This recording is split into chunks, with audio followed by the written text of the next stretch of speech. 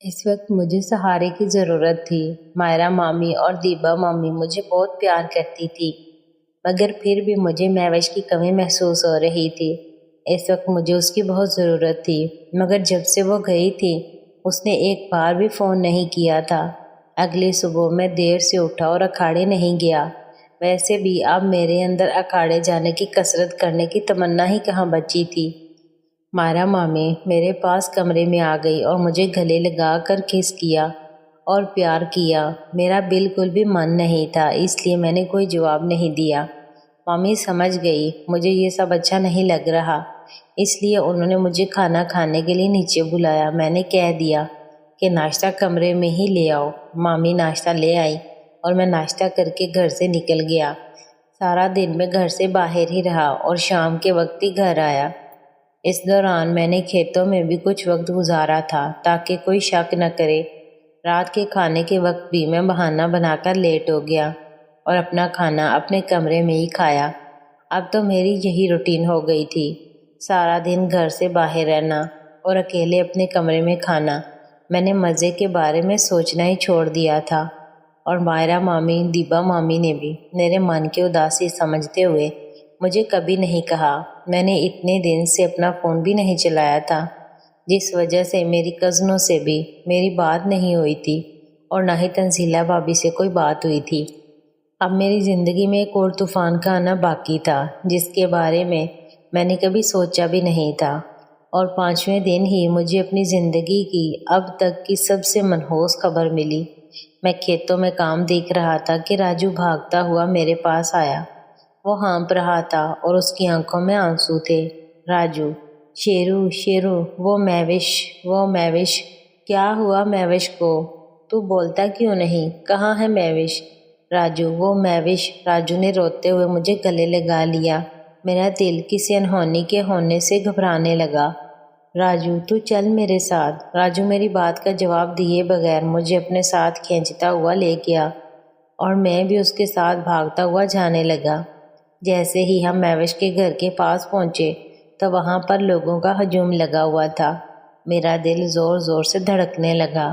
میں بھیڑ کو چیرتا ہوا جیسے ہی اندر داخل ہوا تو سامنے مہوش کی ماں سفید کپڑوں میں بیٹھی رو رہی تھی۔ اس کے ساتھ کچھ انجان چہرے بھی تھے اور گاؤں کی کئی عورتیں اس کے ساتھ بیٹھ کر رو رہی تھیں۔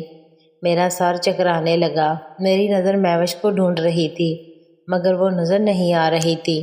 تبھی میرے کان میں کسی کی آواز سنائی دی، بہت برا ہوا بھائی، دونوں باپ بیٹی ایکسیڈنٹ میں مارے گئے۔ اتنا سنتے ہی میرے پاؤں نے میرے جسم کا بھار اٹھانے سے انکار کر دیا۔ دل کی دھڑکن تو جیسے رک ہی گئی۔ میری آنکھوں کے سامنے اندھیرا چھا گیا اور میں وہیں زمین پر گر گیا۔ راجو نے جلدی سے مجھے سہارا دیا اور مجھے کھینچ کر باہر لے گیا۔ میری آنکھوں سے لگاتار آنسو بہتے جا رہے تھے، مگر مجھے نہ کچھ سنائی دے رہا تھا نہ کچھ دکھائی دے رہا تھا۔ میری آنکھوں کے سامنے مہوش کا وہی ہنستا مسکراتا چہرہ آ گیا۔ میرے آس پاس کیا ہو رہا ہے مجھے کچھ خبر نہیں تھی۔ مجھے راجو کھینچتا ہوا اپنے ساتھ لیے جا رہا تھا۔ وہ مجھے آواز دے رہا تھا، مگر مجھے کچھ سنائی نہیں دے رہا تھا۔ میرا جسم جیسے بے جان ہو گیا تھا اور پورا جسم ایسے کانپ رہا تھا جیسے سوکھا پتا ہوا چلنے سے کانپتا ہے۔ اچانک ایک عورت ہمارے پاس آئی اور اس نے دوسری طرف سے مجھے سہارا دیا۔ راجو اور وہ عورت مجھے پتہ نہیں کہاں لیے جا رہے تھے۔ میرے لیے وقت تو وہیں ٹھہر گیا تھا۔ میری آنکھوں میں بس مہوش کا چہرہ تھا اور بہتے ہوئے آنسو۔ راجو مجھے اس عورت کے ساتھ گھر پر لے آیا تھا۔ وہ لگاتار مجھے آوازیں دے رہا تھا، مگر میں بے سود تھا۔ تبھی میرے اوپر کسی نے پانی ڈالا، مگر میں پھر بھی کچھ نہ بولا۔ تبھی اس عورت نے مجھے زور زور سے جھنجھوڑا۔ میں نے اس کی طرف دیکھا تو وہ مائرہ مامی تھی۔ ان کی آنکھوں سے آنسو لگاتار بہہ رہے تھے۔ مائرہ مامی، ہوش میں آؤ شیرو، خود کو سنبھالو۔ شیرو، وہ مہوش، میری مہوش، وہ بول رہے ہیں میری مہوش مجھے چھوڑ گئی۔ مامی، میری مہوش مجھے چھوڑ گئی۔ مجھ سے بولا نہیں جا رہا تھا اور میں پھوٹ پھوٹ کر رونے لگا۔ مامی نے مجھے اپنی آغوش میں لے لیا۔ ہماری آواز سن کر اندر سے دیبا مامی بھی آ گئی۔ انہیں بھی مائرہ مامی نے میرے اور مہوش کے بارے میں بتا دیا تھا۔ شاید اس لیے وہ بھی میرے گلے لگ کر رونے لگی۔ میں کب تک روتا رہا مجھے پتہ نہیں۔ مامی مجھے میرے کمرے میں لے گئی تھی۔ اگر ماما مجھے روتا دیکھ لیتے تو اس بات کا کیا جواب دیتا کوئی؟ میں اپنے کمرے میں ہی روتا رہا اور مائرہ مامی میرے ساتھ ہی رہی مجھے سنبھالنے کے لیے۔ راجو بھی دوستی کا فرض نبھاتا ہوا ساری رات میرے ساتھ بیٹھا رہا اور مجھے حوصلہ دیتا رہا۔ رہ رہ کر میرے دل میں ایک ہی بات آ رہی تھی کہ یہ میرے گناہ کی سزا ہے جو میں نے نائلہ مامی کے ساتھ کیا۔ اگر میں یہ گناہ نہ کرتا تو میری مہوش آج زندہ ہوتی۔ بار بار اس وقت کو کوس رہا تھا جب میں نے نائلہ مامی کے ساتھ وہ سب کیا۔ ساری رات آنکھوں میں ہی گزر گئی۔ مہوش کے ساتھ بتایا ہوا ہر ایک پل میری آنکھوں کے سامنے گھومتا رہا اور میں اسے یاد کرتا ہوا روتا رہا۔ مامی اور راجو نے مجھے کھانا کھلانے کی کوشش کی مگر میں نے ایک بھی نوالا اپنے گلے سے نہیں اتارا۔ صبح تک میری آنکھیں رو رو کر لال ہو گئی تھی۔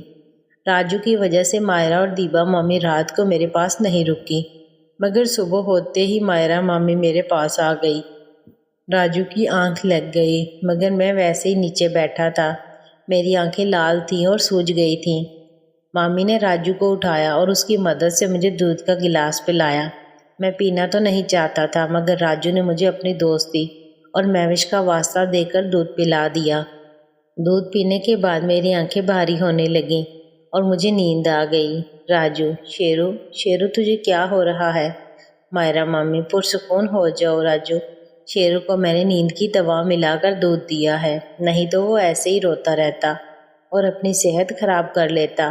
شیرو کے لیے نیند بہت ضروری ہے، اب اسے سونے دو اور تم بھی گھر جا کر آرام کرو اور ہو سکے تو شیرو کے لیے پھر سے آ جانا، اب اسے تم بھی سنبھال سکتے ہو۔ راجو آرام کرنے اپنے گھر چلا گیا۔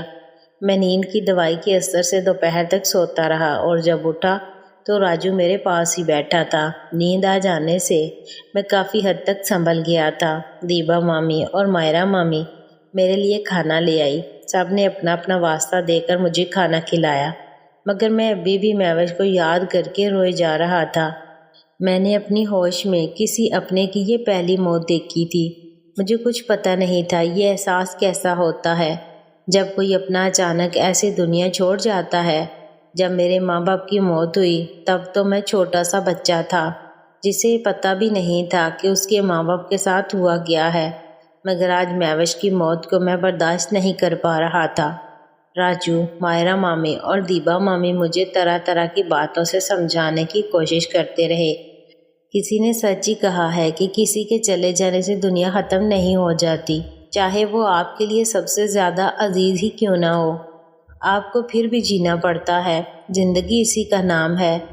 راجو ہر روز صبح سے رات تک میرے ساتھ رہتا، مجھے کبھی نہر پر، کبھی گاؤں میں، کبھی باہر لے جاتا۔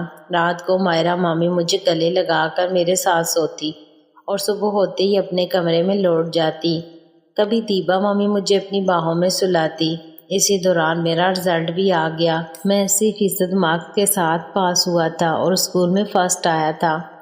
سرور ماما نے خوشی میں مٹھائی بانٹنا شروع کر دی مگر مجھے تو جیسے کچھ بھی اچھا نہیں لگتا تھا۔ میرے احساسات کو نہ سرور ماما، نہ ہی دلدار ماما، نہ بختیار ماما جانتے تھے اور نائلہ مامی کو تو دیکھے ہوئے کتنے ہی دن ہو گئے تھے۔